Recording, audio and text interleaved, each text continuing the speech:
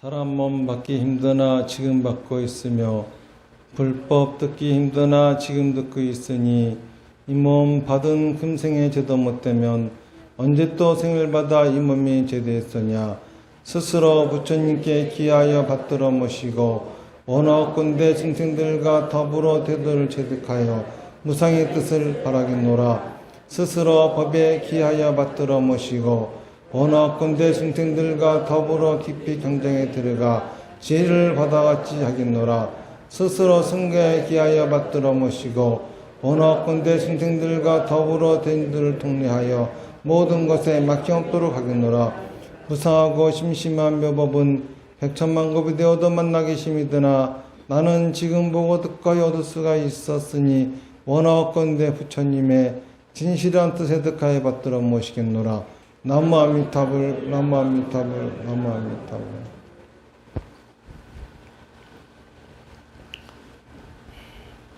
예, 오늘이 이 석가모니 부처님 진신사리 친견법회 하는 날이죠. 이 법회는 이제 저기에 진신사리탑이 완공될 때까지 이제 계속 될 겁니다. 근데 또 언제 완공될지도 모르기 때문에 이 법회가 언제까지 계속될지는 아직 모르죠. 우리나라에 진신사리가 있다는 절들이 상당히 많이 있어요. 그런데 예로부터 전통적으로 진신사리를 모신 사찰은 5대 정멸보궁을 얘기할 수가 있죠. 이제 5대 정멸보궁에 있는 진신사리는 신라시대 때 자장율사가 중국의 오대산에 가서 문수보살을 친견하시고 문수보살님에게 받아가지고 오셨다 그러죠. 그래서 그거를 5곳에다 두고 탑을 세운 거죠. 그 5대 정멸보궁은 이제 통도사가 가장 대표적이고요. 그 다음에 태백산 정암사, 또 평창 월정사, 그리고 그 봉정암, 그리고 또 법풍사, 그렇게 5군데가 이제 5대 정멸보궁이죠. 근데 아까 말씀드렸다시피 이 5대 정멸보궁에 모셔진 진신사리 역시 그 유래가 확실하지는 않아요.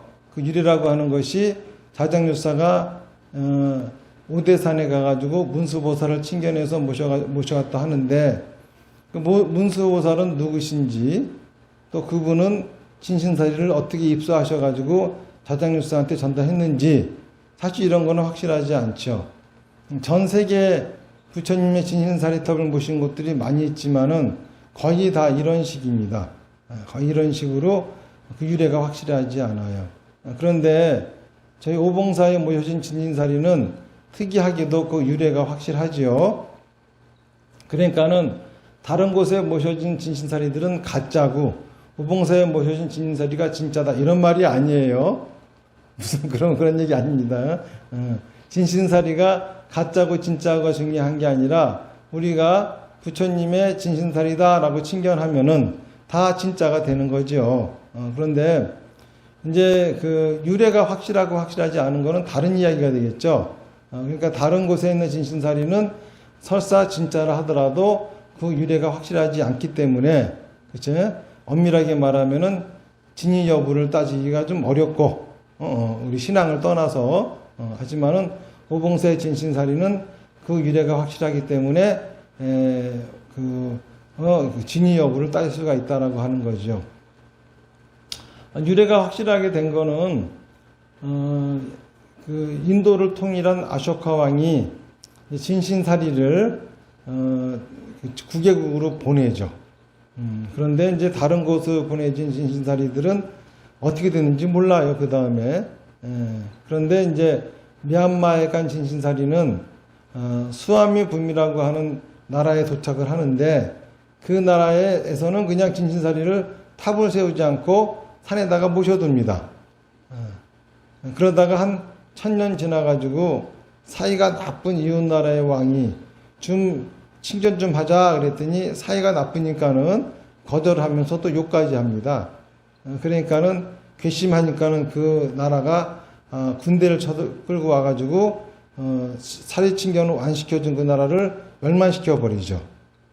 그러고서 진신사리를 뺏어다가 탑을 세웁니다. 그게 이제 미얀마의 바간에 세워진 유명한 세지건파야라고 하는 사리탑이죠. 뭐 양곤에도 뭐 부처님 머리카락이 모셔졌다는 등 뭐 그런 미얀마 여기저기 사리탑이 많이 있어요. 그런데 그렇게 많다 하더라도 미얀마에 있는 사리탑도 유래가 확실하지는 않아요. 그 바간에 세워진 세지건파야만 유래가 확실하죠. 그런데 그 사리탑도 그 징기스칸이 침략에 의해 가지고 한번 무너집니다.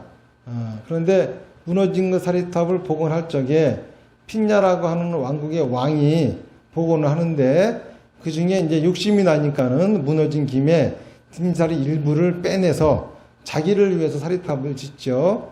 이게 이제 샤카인에 있는 사리탑이에요.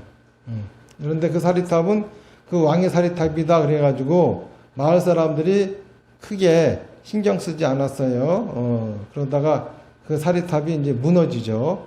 지진으로. 그래가지고 오봉사로 오시게 됐는데 그러니까는 유래가 확실한 진신사리는 바간에 있는 세주건파야와 샤카인에 있는 그 만델리아 샤카인에 있는 그 진신사리 그리고 또 오봉사에 오신 거 이거밖에는 없어요. 그런데 이제 두 곳의 사리탑은 다 봉안이 돼가지고 친견 못합니다.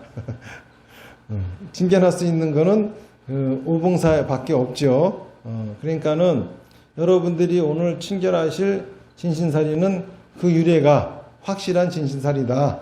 이제 그런 거를 이제 아시면 되겠습니다. 사실 그 석가모니 부처님께서 돌아가시면서 당신의 사리에다가 참배하라는 등 신앙하라는 등 그러지 않으셨어요. 거꾸로 부처님은 그렇게 하지 마라 그러셨습니다. 다시 말해서 당신이 그 열반에 드시려고 할 적에 아난존자가 와서 여쭙지요. 이제 부처님이 돌아가시면은 누구에게 법을 전합니까? 그랬더니 내 법은 전하지 않는다. 내 법은 옹다센과 같다. 누구든지 와서 먹으면 되지 난 누구한테 전하지 않는다. 뭐 이랬는데 선종에서는 1조, 2조 뭐 법이 누구한테 전승되고 이런 소리 하죠. 부처님이 하지 말라는 짓을 하는 이상한 짓이죠. 그거는. 그러니까 불교는 부처님이 가르치면 뭐 멧돼도 이런 거 없어요. 그런 소리 하는 거는 불교가 아닙니다. 1조니 2조니 이거는 말이 안 되는 소리입니다. 어쨌든 부처님이 그런 거 하지 마라 그랬어요. 내 법은 누구한테도 전하지 않는다. 그런데 뭐 마하가섭이 받았고 아난이 받았고 또 이런 소리들 합니다. 인간들이 멋대로 만들어낸 얘기들이죠. 어쨌든간 그러니까는 누구한테도 법을 전하지 않는다고 하니 이제 아난존자 입장에서는 답답한 일 아니겠습니까? 돌아가시면 도대체 누구한테 뭘 물어보고 누가 우리 부처님을 대신해 주겠냐 이거예요. 그래서 그러면은 부처님의 가르침은 누가 대신합니까? 누구를 믿고 의지할까요? 이거 여쭤봐요. 그랬더니 부처님께서 하시는 말씀이 너 자신에 의지하고 또 나의 가르침에 의지해라 이런 얘기예요. 너 자신에 의지하라고 하는 거는 너라고 하는 건 뭐죠? 나라고 하는 거. 내가 뭐죠? 여러분들 뭐 참나를 찾아서 이런 얘기 많이 들어봤죠? 참나가 뭘까? 내가 뭘까? 나라고 하는 거는 내 생각이 나예요. 여러분들 남편이 꼴보기 싫을 적에 왜 배기 싫죠? 생각이 배기 싫은 거죠. 생각이 배기 싫으니까는 생긴 것도 배기 싫어 보이죠. 또 예뻐 보일 적에는 왜 예뻐 보이죠? 생각하는 게 예쁘잖아요. 우리는 우리 생각을 어떻게 표현하죠? 내 말과 행동으로 표현하죠. 내가 아무리 그 사람을 갖다가 예뻐하는 마음이 있다 하더라도 입으로 쑥 하는 소리가 개떡같이 생겼네 그래 봐요. 그럼 상대방은 뭐 나보고 개떡이라고 쟤는 나를 개떡이라고 생각하는구나 이렇게 알아듣죠. 근데 솔직히 내 속으로는 개떡같이 생겼다고 생각하면서 아우 참 아름다우십니다 그래 보세요. 그러면 나를 아름답게 생각하는구나 이렇게 알죠. 우리 생각을 표현해 주는 건 뭐죠? 말과 행동이에요. 내 말과 행동이 다른 사람을 만나는 겁니다. 그렇죠?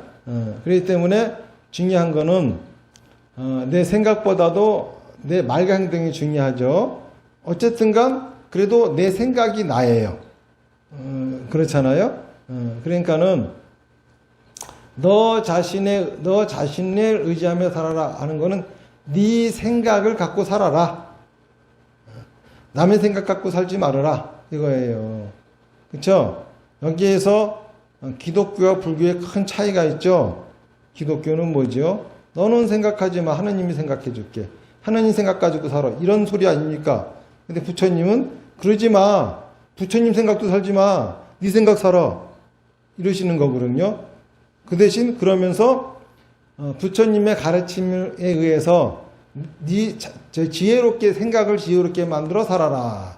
그러니까는 너의 생각에 의지하고 또 나의 가르침으로 그 생각을 지혜롭게 만들어라. 이렇게 말씀하셨어요. 그랬지. 당신의 유골에다가 참배하라는 등 내가 죽으면은 사리를 수습해가지고 탑을 세워서 거기 소원을 빌면 내가 소원을 이뤄주겠다는 등 이런 말씀 하신 적 하나도 없습니다. 그쵸? 되려 그런 걸 하지 마라 그러셨죠. 그런데 석가모니 부처님의 장례식은 제가 신도들에 의해서 주관이 됐어요.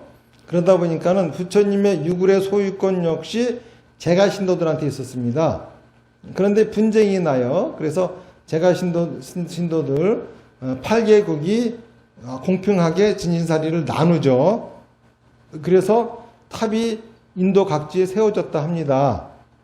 자, 그랬는데 부처님의 제자들이야 부처님의 가르침을 잘 이해하고 있겠지만은 일반 사람들, 부처님을 만나본 적도 없고 불교에 관심 없는 사람들은 뭐가 가장 관심 있겠습니까? 지금 당장 자기한테 급한 현안이잖아요.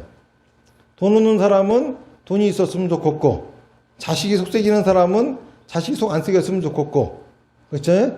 남편이 바람 피면은 바람 좀 안 폈으면 좋겠고, 등등. 이러한 것들이 일반 사람들에게는 가장 당면한 현안들이잖아요. 부처님의 가르침은 멀고 그런 것이 가까워요. 그러니까는 이런 분들은 이 내 고통스러운 문제를 어디 가서 해결할까 항상 찾아 헤맵니다. 그러다가 착안한 게, 야, 석가모니 부처님 그 대성인이 돌아가셨고 그분의 사리는 희한하게 구슬같이 생겼다더라. 그거를 모셔놓은 곳이 있대. 우리가 거기 가서 소원을 빌면은 내가 원하는 소원이 이루어지지 않을까? 쫓아가가지고 거기서 막 소원들을 빌었습니다. 그런데 신비스러운 일이 벌어졌어요. 뭐냐 하면은 소원이 이루어지는 거죠. 소원이 이루어지니까 어떻게 되었습니까? 사람들은 더 많이 몰려드는 거예요. 자, 그러면 그런 모습을 본 스님들은 뭐라고 했겠습니까?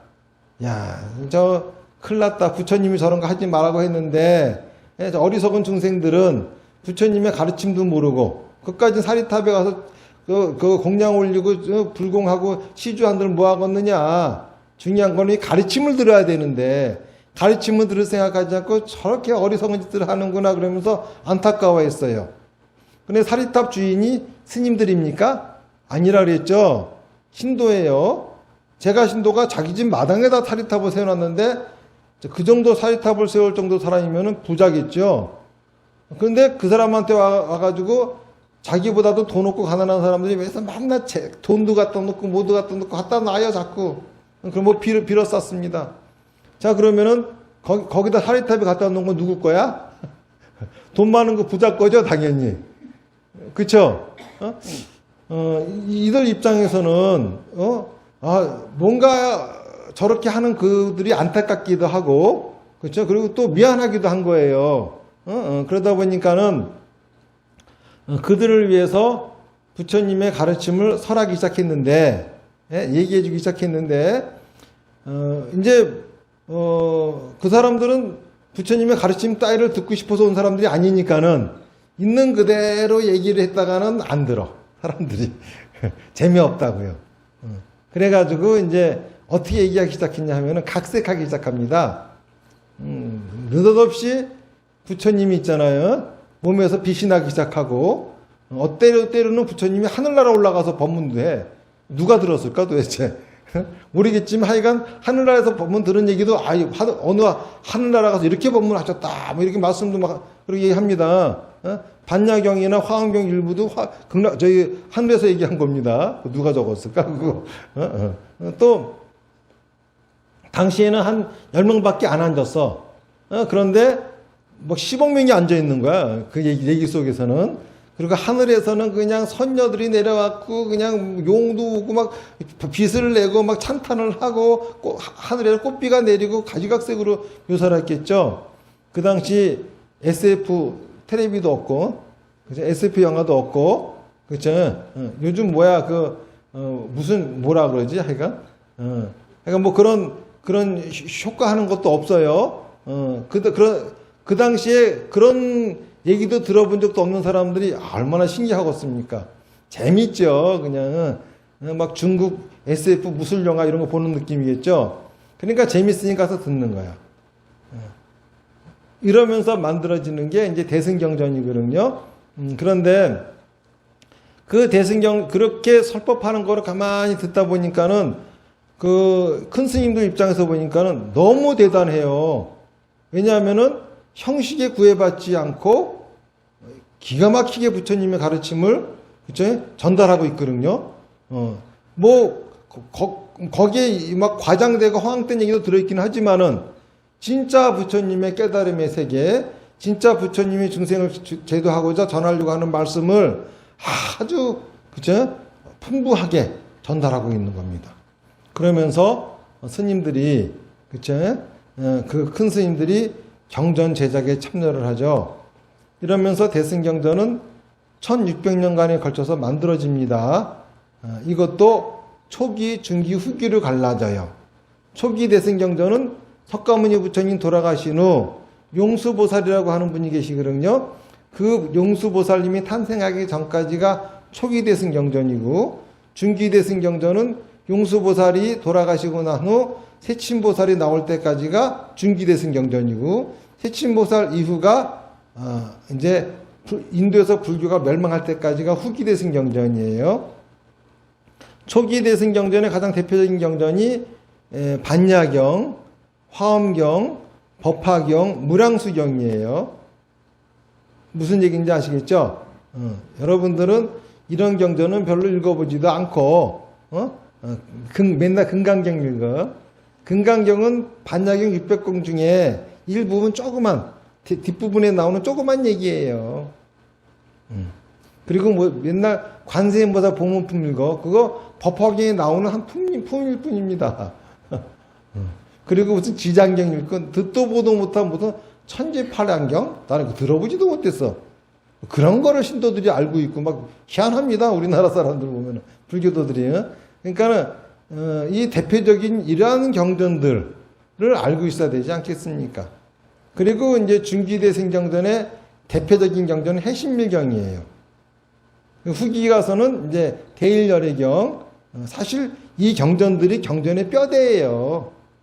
다른 잡스러운 많이 있지만은 뭐 그런 것들보다도 적어도 불교 신자 그러면은 이런 경전들에 대한 내용들은 좀 알고 있어야 되지 않을까 싶죠. 어쨌든간 뭐 그런 얘기는 또 기회가 되면 나중에 하기로 하고, 어쨌든간 그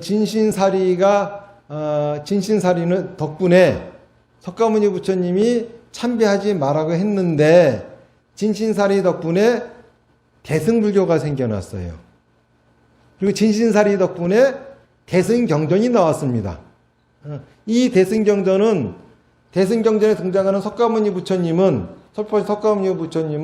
역사적인 석가모니 부처님이 기본적으로 그분이 말씀하신 내용을 가지고 그 이후에 석가모니 부처님 같이 깨달은 많은 분들, 작자미상의 많은 분들이 거기다가 얘기를 첨가해서 만들어진 게 대승경전이에요. 그러니까는 엄청난 거죠. 한 사람이 머리에서 나온 게 아니라 그치? 엄청난 사람들이 거기에 참여를 한 거죠. 그러니까 대승경전 석가모니 부처님 그러면은 1600년간에 거쳐서 존재했던 석가모니 부처님을 의미하는 겁니다. 그런 의미에서 이전까지 대승경전이 불설이 아니다라고 한 적은 한 번도 없어요. 근데 최근 그런 소리 하는 사람들이 나옵니다. 그는 뭘 몰라서 하는 소리죠. 뭐 니카야가 대승경전이 뭐 그것이 불설이다 그러는데 사실 이 니카야 성립 과정을 본다 하더라도 500명의 아라한이 모여가지고 첫 번째 결집을 해요. 100년 후에 두 번째 또 2차 결집을 하는데 그때는 서로 가르침이 통일이 안 됩니다. 3차 때는 아쇼카 왕이 그 불교를 보호하니까는 불교도가 아닌 이교도들이 불교 행세를 합니다. 그래가지고 이교도들 경전이 불교 경전 행세를 해요. 그래서 결집을 하는데 결국은 결집 못하고 결론이 안 났어요. 그러던 것이 문자화된 게 니카야입니다. 그게 어떻게 완벽한 불설이라고 할 수 있어요. 그렇죠? 그런데 요즘 그걸 가지고들 그렇게 시끄럽게 떠드는 사람들이 많아요. 그러니까 좀 공부 좀 해야 됩니다. 불교 역사 좀 제대로 공부 좀 하고 말해야 되는데 그런 분들이 떠드니까 신도들이 오락가락 하잖아요.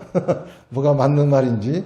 어쨌든가 뭐 그 말씀을 드리려고 했던 건 아니고 그렇게 이제 사리에는 진신사리에는 그러한 영함이 있고 또 부처님이 그 참배하거나 모시지 말라고 했지만은 그래도 진신사리 덕분에 대승불교가 나왔고 그래서 불교가 중생구제의 힘을 더 많이 발휘하게 되었죠. 그 진신사리가 그 중에서도 유래가 확실한 진신사리가 오봉사에 오신 거예요. 그런데 이 오봉사라고 하는 절을 보면은 신라시대 때 지어졌던 절이라고 합니다.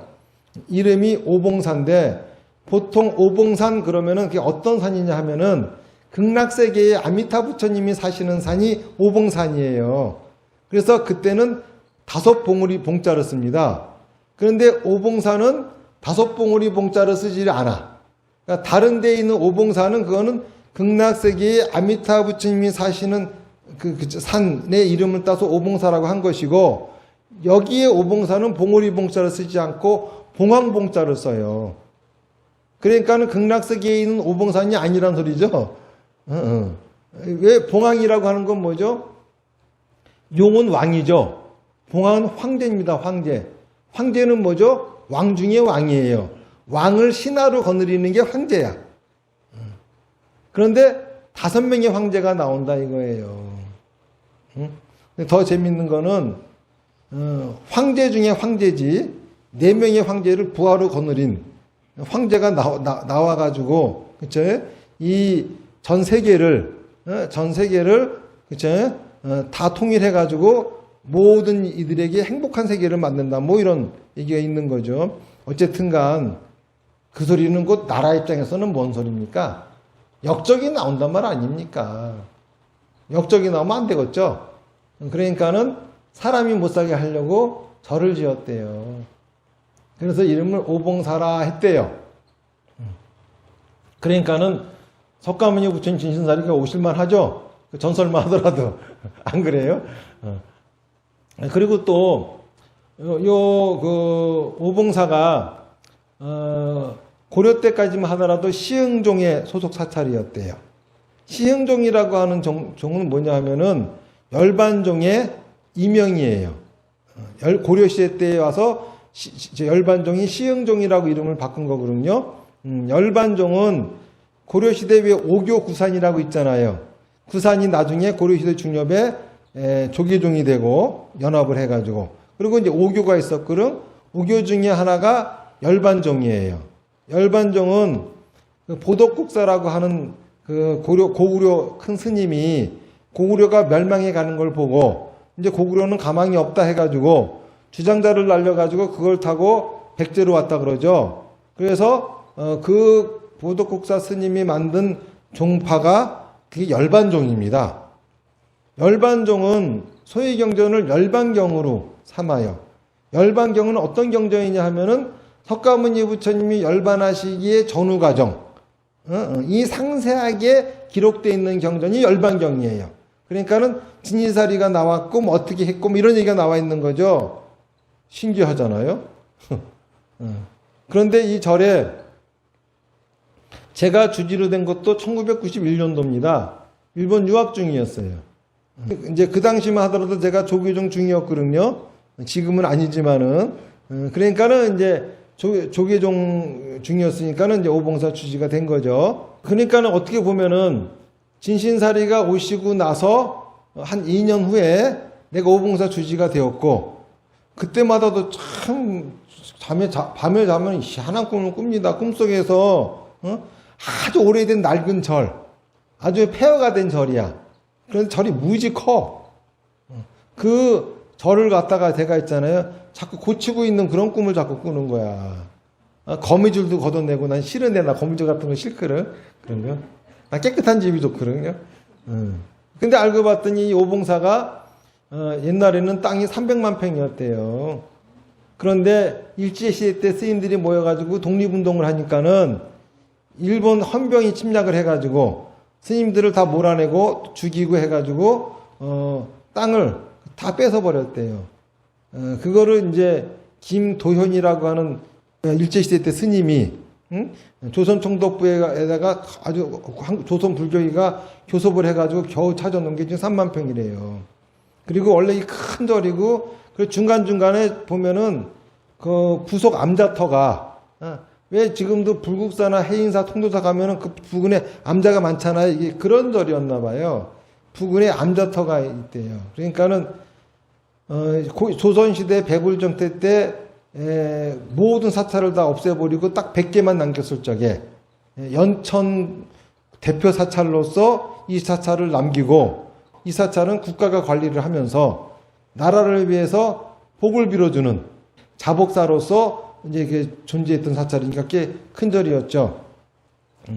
그런데 이 절을 진신사리가 당신이 머물 곳이라고 정했는데도 큰 스님하고 저하고는 그거를 모르고 이 오봉사를 복원하겠다고.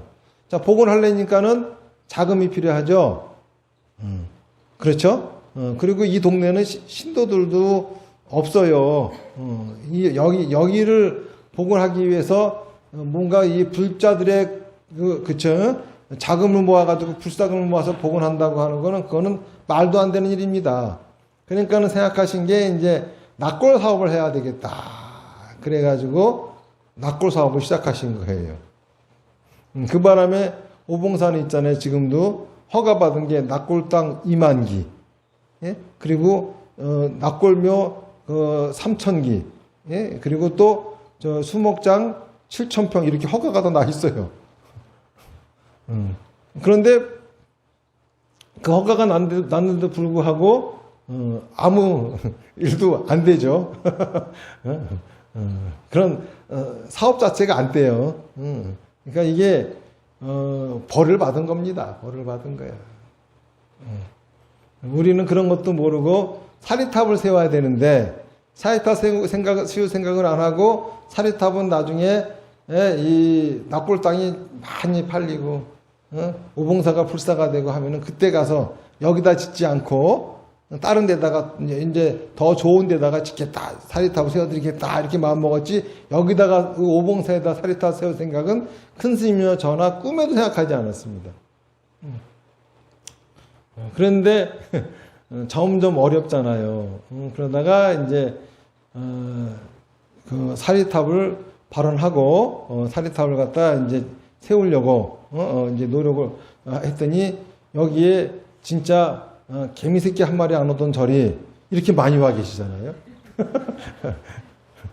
그러니까는 오봉사 주지는 서진 스님이 아니라 진신사리가 오봉사 주지입니다. 무슨 말인지 아시겠죠? 제가 주지가 아니라 저는 주지 스님 시붕하는 시붕입니다. 그냥. 왜 나보고 시붕하라 그랬는지 모르겠지만은 도망가고 싶어도 도망도 못 가요. 아니 조계종이 이 절 뺏으려고 하는데도 뺏어가지고 날 주잖아 또.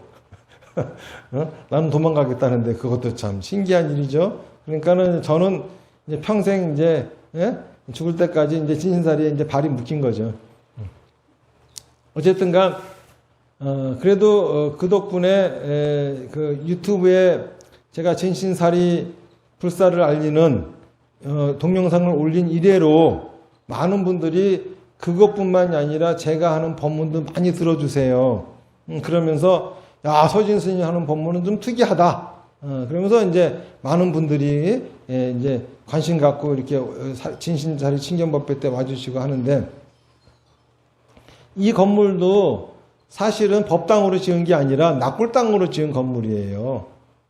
이 1층은 좀 습기가 차고 하니까는 1층에다 부처님을 모시고 2층에다 낙골당을 놨더니 이제 여러분들이 말이 많아요. 왜 저런 짓을 하느냐. 부처님이 위에 가야지 왜 유골이 위로 가고 부처님은 아래에 있느냐. 근데 이제 습기에 찬다라고 하는 것도 있지만은, 두 번째로는 낙골당에 가시는 분들이 글로 바로 올라가지 말고 부처님 얼굴 뵙고 참배하지 못하면 미안이라도 하면서 올라가라고 해가지고 해놓긴 한 건데, 어쨌든간 진신사리 탑이 쓰면서 저기 낙골당은 없애버리려고 그래요.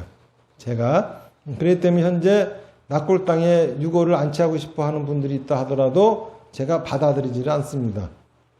그 대신 이제 저희 수목장 있잖아요. 저 밑에.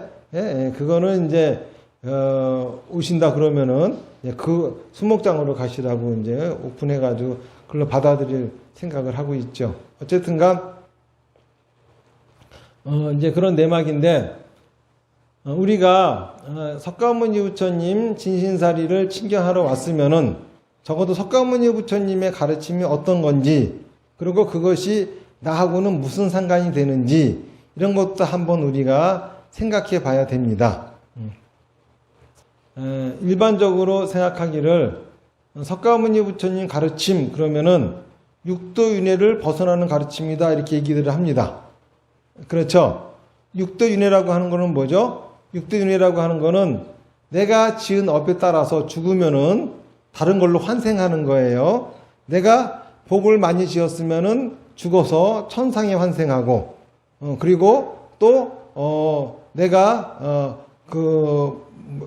성내고 있잖아요. 이런 걸 많이 했으면은 수라가 되고, 그리고 또 어리석었으면 짐승이 되고, 욕심을 부렸으면 아기가 되고, 나쁜 짓을 많이 했으면 지옥으로 가고, 이렇게 내가 현생에 지은 업에 따라서 그런 데에 태어나 과보를 다 받다가, 그 과보를 다 받고 나면 또 인간으로 환생을 했다가, 인간에서 또 업을 지어가지고 또 그렇게 계속 뱅글뱅글 도는 게 이게 윤회를 하는 거죠.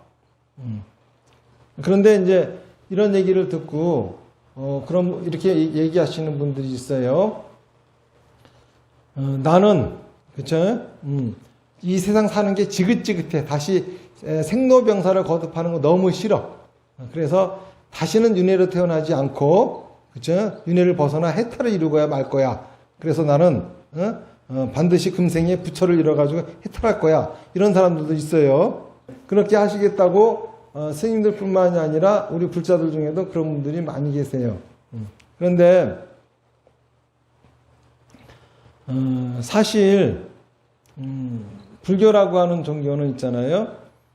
그렇게 윤회를 벗어나는 게 목적이 아니에요. 그리고 우리한테 괴로움의 근원은 번뇌죠.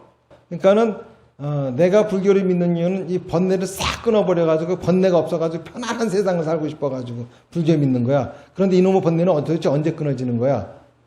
그래서 번뇌 끊겠다고 애쓰는 분들 계시죠? 그런데 진짜 불교의 목적은 번뇌를 없애는 거 아닙니다. 뭐 저 스님 뚱딴지 같은 소리를 하나 그러실 거예요. 근데 우리가 알기로는 윤회로부터 해탈해가지고 진정한 자유를 얻고, 또 그 번뇌를 다 끊어가지고 완전한 편안함을 얻는 게 이 불교를 믿는 목적인데, 뭐 윤회를 벗어나는 게 아니고 번뇌를 끊는 게 아니라고? 그러면 내가 이 불교를 왜 믿어? 이럴 분들도 계시겠죠. 그런데 원효 스님은 우리가 불교를 믿는 목적을 뭐라고 말씀하셨냐 하면은, 생사의 동산에서 고삐를 풀고 번뇌의 숲에서 휴식을 취한다 이렇게 말씀하셨어요. 원효 스님이 하신 말씀입니다. 생사의 동산이 뭐죠? 윤회하는 거죠. 생사를 거듭하니까 윤회하는 겁니다. 윤회의 세계는 속박의 세계예요. 속박의 세계에서 고삐를 풀고, 번뇌는 뭐죠? 괴로움의 근원이에요. 괴로움의 근원이 있는 속에 휴식을 취한다. 이게 바로 불교래요. 원효 스님은 그렇게 말씀하셨습니다. 그런데 이 얘기를 잘 우리가 생각해 보면은 참 일리가 있는 말이에요.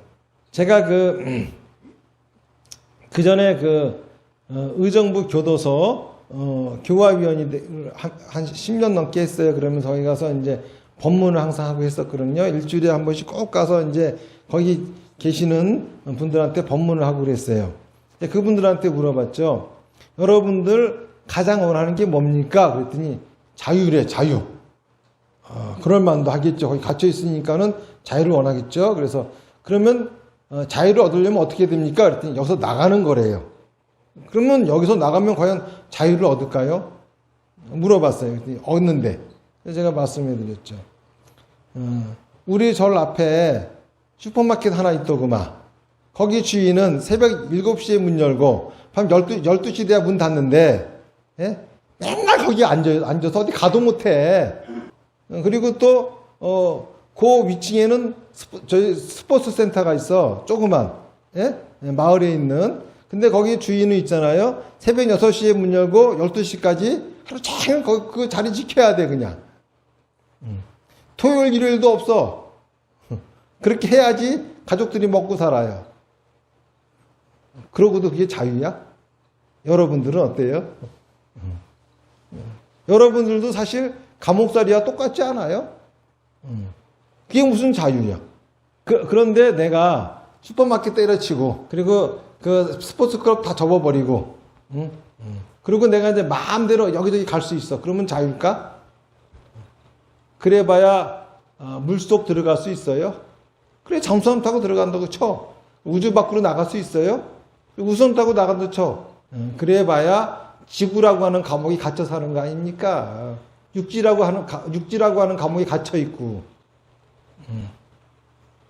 그러니까는 뭐가 자유야? 막 돌아다니는 게 자유도 아니야. 개가 개줄에 묶여 있는 거 보면은 불쌍하죠? 자유가 없는 것 같죠? 그런데 그래서 개줄을 풀어놓으면 자유로울 것 같지? 진정한 자유는 그런 거 아닙니다. 진정한 자유는 묶여 있으나 풀려 있으나 자유로워야 자유입니다. 진정한 해탈은 윤회를 벗어나나 자유로워야 해탈입니다. 여러분들 고등어 알레르기가 있어요. 자, 그러면 내가 고등어를 안 먹어. 끊어버렸어. 그러면 고등어 알레르기가 나은 거야? 아니죠. 똑같아. 윤회에 속박이 있어. 그래서 윤회가 없는 세계에 살아. 그러면 과연 윤회에서 또 벗어난 걸까? 그거는 또 다른 윤회에 의한 속박입니다. 윤회 속에 있으면서도 진정한 자유를 얻어야 되는 거죠. 자, 번뇌가 우리를 괴롭혀요. 자, 그러면은 번뇌가 없어지면은 괴로움이 사라지는 거? 그게 과연 병이 나은 걸까? 아니에요. 번뇌가 있어도 쉴 수가 있어야 돼. 그래야 그게 진정으로 번뇌병을 고친 겁니다. 윤회를 하면서도 속박이 없어야 진정한 해탈이고, 번뇌 속에 있으면서도 휴식을 취할 수 있어야 진정으로 번뇌를 끄는 겁니다. 이게 바로 부처님의 가르침이에요. 불교를 믿으면 그렇게 된다는 얘기입니다. 여러분들이 만약에 편안하려고, 지금 겪고 있는 고통 이런 거 사라지게 하려고 불교를 믿는다고 하면은 큰 착각이죠. 도망가는 거예요. 내가 나한테 찾아온 괴로움, 나한테 찾아온 어떤 거든지, 어떤 인생이든지, 설사 지옥이 왔다 하더라도 그 지옥을 마주할 줄 아는 인생을 살려고 지옥이 찾아와도 지옥의 속박에 묶이지 않고 부귀영화가 찾아와도 부귀영화의 속박에 묶이지 않는 그러한 삶, 그거를 살려고 불교를 믿는 거예요.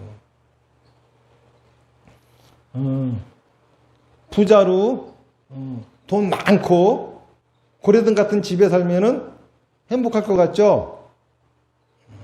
그런데 그 집에도, 고래등 같은 집에도 짐승이 살면은 축사입니다. 집이 아니에요. 부귀영화 얻기 전에 먼저 짐승집부터 그만둬야 됩니다. 먼저 사람이 돼야 되는 거예요. 짐승과 사람의 차이는, 짐승은 괴로움을 보면은 도망칩니다. 사람은 난간이 찾아오면 극복해요. 봐요. 바다라고 하는 난간이 우리를 못 가게 하니까 잠수함 만들잖아요. 다른 짐승들은 약간 기후가 변하면 다 멸종합니다. 그런데 인간은 어떤 악조건 속에서도 살아남잖아요. 시베리아에서도 살고, 남극에서도 살고, 우주 밖에 나가서도 살고. 우리는 생로병사 고통으로부터 벗어나려고 의학을 발전시키고, 좋은 거 보려고 미술, 좋은 소리 들으려고 음악, 맛있는 거 먹으려고 음식, 그쵸? 요리법. 우리 인간들은 그 어떤 난간도 극복하며 사는 게 인간이에요. 그런데 편안함을 느끼려고, 행복을 느끼려고 살아가는 삶, 그거는 축생의 삶이에요. 편안함과 행복은 느끼는 게 아닙니다. 사는 거지. 여러분들이 행복을 느낄 때, 편안함을 느낄 때, 그때 가장 위험할 때예요. 여러분들이 만약에 편안함을 느끼고 행복을 느끼고 싶다면 아주 간단합니다. 내 생각이 편안하면 편안하죠. 내 생각이 행복하면 행복하죠. 그러면 무슨 짓 하면 되죠? 내 생각을 행복하게 만들면 돼. 그러려면은 실제로 나한테 들어오는 자극들은 행복하지 않고 고약한 자극들이라 하더라도 자기의 마음을 잘 단련해가지고 행복을 느끼게 하면 되잖아.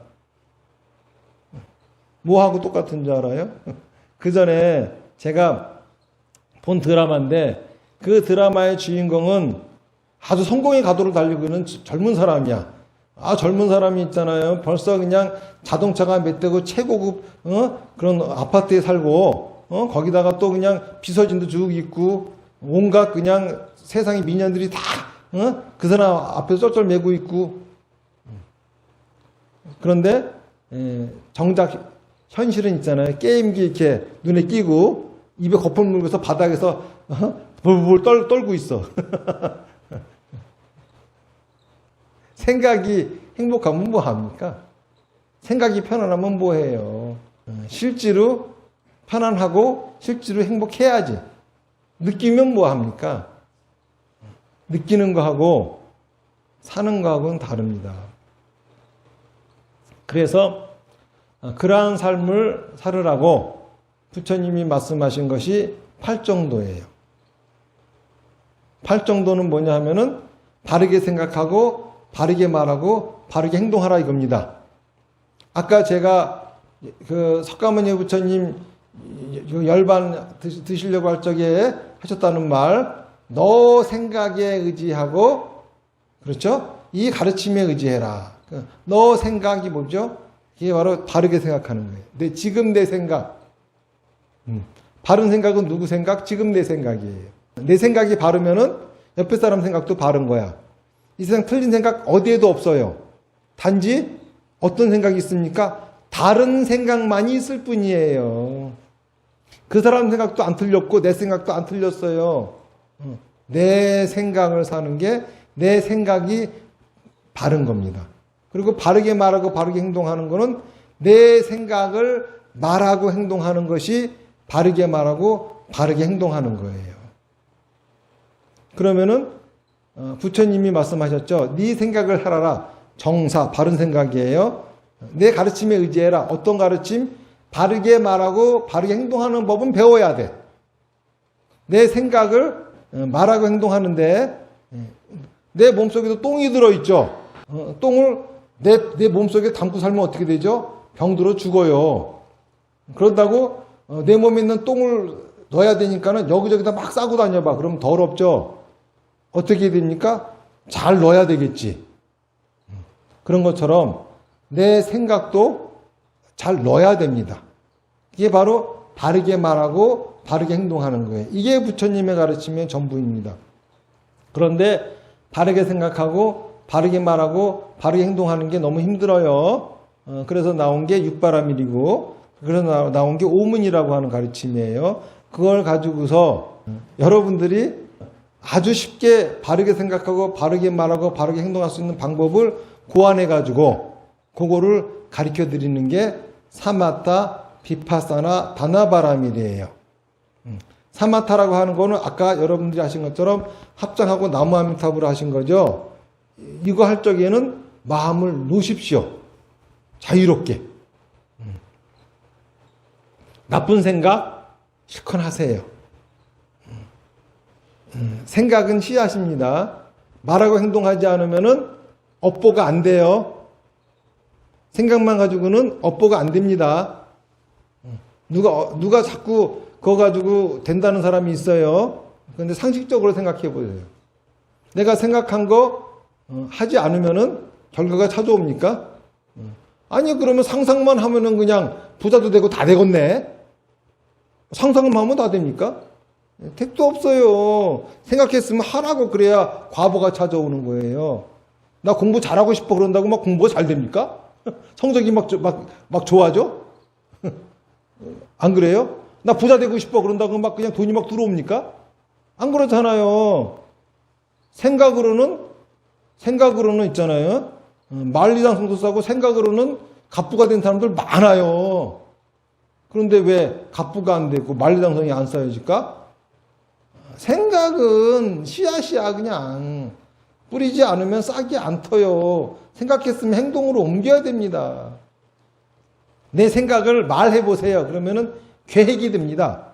내 생각을 행동해보세요. 그러면 현실이 됩니다. 말하고 행동하지 않으면은 아무런 결과 안 찾아와요. 내가 생각으로 누구 죽이고 싶다고. 근데 그거 말해봐. 그러면은 계획이 되는 거야. 죽여봐. 그러면 현실이 되는 거야. 절대 생각은 생각으로 있다고 해가지고 업보 안 됩니다. 현실 안 돼요, 그거는. 그럼 말도 안 되는 소리도 하지 마라 그래요. 생각 속에 있는 거, 그 자체는 있잖아요. 씨앗이에요. 그러면 씨앗을 계속 갖고 있다 보면은 언젠가 싸겠죠. 씨앗인 채를 없애야 되겠지. 그럼 어떻게 해야 됩니까? 상상으로 그냥 업보를 지어, 그냥. 그래서 소멸시키면 되는 거죠. 미운 사람 있으면은 상상 속으로 그냥 별의별 나쁜 짓 다 해보세요, 그냥. 그 사람한테 미안할 때까지. 그런데 상상으로 내가 미운 사람 막 그냥 응징하고 있죠. 막 그 사람 불구덩이에 집어넣고 죽이고 이러고 있죠. 그러면 그러고 있는 나도 무지무지 괴롭죠. 그러니까 하기 싫죠. 아니 똥 치우려면은 똥은 몸에 묻힐 줄 똥은 묻는 법이야. 무슨 얘기인지 아시겠죠? 싫다고 그러지 말아요. 어떻게 손에 똥도 안 묻히고 아니 그 똥 냄새도 안 맡고서 그냥 똥 치우려고 그래. 그 욕심이 심한 거잖아요. 바로 이렇게 내 마음을 자유롭게 놔두는 게 사마타입니다. 이렇게 함으로써 내가 어떤 사람인지 알게 돼요. 어떤 때 보면 나는 참 고귀하고 위대하고 숭고한 사람이지만 어떤 때 보면 참 잔인하고 악하고 나쁜 인간이야. 그걸 알게 돼. 자기가 얼마나 나쁜 인간인지 좀 보라고, 무슨 짓을 하는지. 마음을 놓으면은 알게 돼요. 사람을 상상으로 죽일 적에 어떻게 죽이는지 내가. 그게 바로 나라고. 내 정체를 확실하게 알아야 돼요. 내가 누군지 알아야 나에 의지하며 살지. 그 다음에 비파사나 내가 어떤 모습인지 알았으면은 부처님의 가르침을 듣고 나를 지혜롭게 만드세요. 이게 바로 두 번째 비파사나예요. 비파사나는 스님의 가르침을, 부처님의 가르침을 전하는 스님의 법문을 듣는 거예요. 지금 여러분들이 만약에 아까 1시간 동안 사마타 하셨죠? 지금 듣고 계시는 이 법문이 여러분들에게 지혜를 넣어주는 비파사나가 되는 겁니다. 자, 그러면은 내 상상 속에, 내 머릿속에는 내 생각은 지혜로워졌죠? 자, 그러면 뭘 해야 되겠죠? 이제 복덕을 갖출 차례야. 생각으로만 지혜로우면 아무 소용이 없어요. 내 현실이 바뀌어야 됩니다. 그럼 실천을 해야 되잖아요. 근데 집착이 있으면 실천을 못 합니다. 집착을 버리는 게 보시바라밀이에요. 다나바라밀. 보시는 우리가 부처님한테 하는 보시바라밀은 남 도와주려고 하는 거 아니에요. 욕심 버리려고 하는 거 아닙니다. 마음 비우려고 하는 거 아니에요. 그거 뭘 하는 거냐? 내 욕심 이루려고 하는 거예요. 왜? 집착을 버리고, 집착이 버려지면은 내 생각 있잖아요. 내 생각, 내가 원하는 거, 내가 하는 발언, 이거를 이루기 위한 행동이 나가게 됩니다. 사마타를 하니까는 아유, 우리 집은 왜 이렇게 가난한지 아주 그냥 돈이 없어 죽겠어 그냥. 그러면은 아, 어떡하면 이 돈 버나 이런 생각을 하겠죠. 자, 그럼 법문을 들어. 그러면은 아하, 저렇게 하면 돈 벌겠네. 이 아이디어가 떠올라. 그런데 이 집착 때문에 이게 상상으로만 해 그냥. 그렇죠. 이제 씨앗이 생겼으면 뿌려야 될 거 아니야. 그래야 결과가 찾아올 거 아니야. 집착을 버려야 됩니다. 그래야 자기의 계획을 말할 수 있고 행동할 수 있게 됩니다. 그렇게 함으로써 여러분들의 현실은 바뀌는 겁니다. 부처님의 가르침이 여러분들한테 드리는 거, 이거는 두 가지 자량이에요. 다시 말해서 지혜와 복덕입니다. 지혜는 내 정신세계를 충만하게 만들어주고, 복덕은 내 삶을 풍요롭게 만들어주는 겁니다.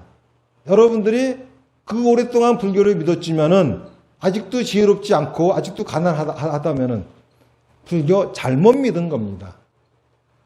부처님 가르침을 따르지 않은 겁니다. 무슨 얘기인지 아시겠어요? 왜? 부처님의 가르침은 네 생각을 말하고 행동하라는 겁니다. 그렇죠? 내 생각을 말하고 행동하면 어떻게 되죠? 많이 깨지겠죠? 욕도 많이 먹고, 곤란함을 많이 겪겠죠? 실패하는 거죠. 실패 속에 배움이 있는 거예요. 칭찬 속에는 배움이 없어요. 꾸지람 속에 배움이 있는 거지. 실패하는 곳에 배움이 있는 겁니다. 실패하면 할수록 내 능력치는 올라갑니다. 그런데 내가 실패했다고 자돌하고 쭈그리고 앉아가지고 나는 틀렸어 그러면서 자기 생각을 지워버리고 배움이 아니죠. 그거는. 그런 사람들은 왜 그러는지 아세요? 업장 때문에 그러는 거예요. 업장 때문에. 업장이 뭐죠? 생각과 말과 행동이 병들었어요.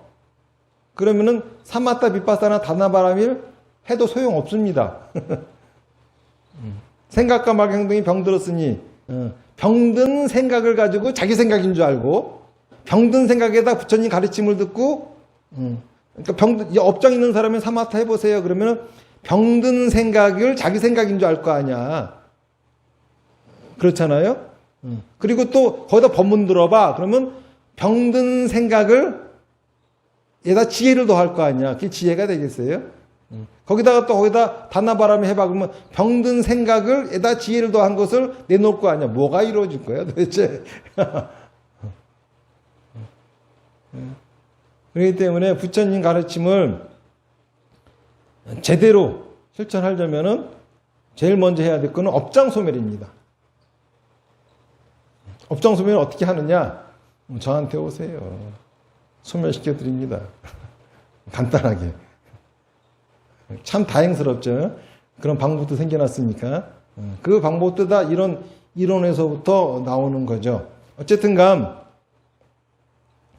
부처님의 가르침을 우리가 제대로 믿고 제대로 실천한다고 하면은 내 생각을 살게 되고 내 생각을 말하고 행동하면서 수없이 많은 실패를 통해서 내 능력치는 올라가고 단 한 번의 성공을 통해 가지고 아이템을 얻는 거예요. 수많은 실패를 통해서 나는 지혜로워지고 한 번의 성공을 통해 가지고 내 삶은 풍족해지는 겁니다. 이것이 나날이 거듭되어져 가는 삶. 자, 극락이 아니고 뭐겠습니까? 설사 행복을 느끼지 않는다 하더라도, 설사 편안함을 느끼지 않는다 하더라도 이러한 삶이야말로 진짜 행복하고 진짜 편안한 거지. 뭐가 행복하고 뭐가 편안한 걸까요? 생각만 편안하고 생각만 행복하면 됩니까? 아니죠. 내 삶이 그러해야 되고, 내가 돌이켜 봤을 적에 여한 없이 잘 살았다, 이러고 가야 되지 않겠습니까? 그러한 삶을 주는 게 부처님의 가르침입니다. 그리고 부처님의 가르침은 우리 삶만 책임져 주지 않아요. 죽음도 책임져 줍니다. 살아서 극락 살고 죽어서 아미타 부처님 영접받아 극락 가는 종교, 이게 바로 부처님의 가르침이에요. 여러분들도 오늘 석가모니 부처님 진신사리 친견하시고, 그리고 또 제가 여러분들한테 드린 이 법문 가슴 깊이 새기셔가지고 부디 남은 여생 진정으로 행복한 삶을 사시고, 그리고 또 저승 가실 적에는 아미타 부처님 영접받아 극락 가세요. 그렇죠? 저도 그렇게 가고 있습니다. 네, 오늘 얘기 여기서 마치고요. 자, 마치겠습니다. 나무 아미타불 연불 몇 번 하겠습니다. 시작. 나무 아미타불, 나무 아미타불, 나무 아미타불, 나무 아미타불, 나무 아미타불, 나무 아미타불, 나무 아미타불, 나무 아미타불, 나무 아미타불, 나무 아미타불. 성불하십시오.